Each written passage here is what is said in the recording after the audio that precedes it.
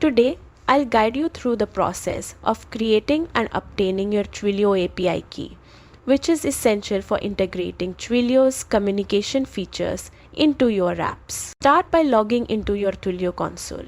From the dashboard, go to Admin, then Account Management, and then API Keys and Tokens. Here, click Create API Key to start setting up a new key. Give your key a friendly name so you can easily identify it later. Then, choose a key type: main for full access, standard for regular use, or restricted for limited access. If your account supports multiple regions, select the appropriate one based on your needs. Once you create the key, Twilio will display two important items: the API key SID and the secret. The SID is your key's unique identifier, while the secret acts like a password.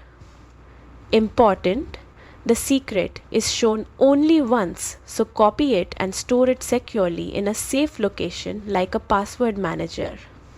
And that's it. You now have a Twilio API key ready to use, giving your applications powerful communication capabilities. Keep it safe and secure for seamless integration.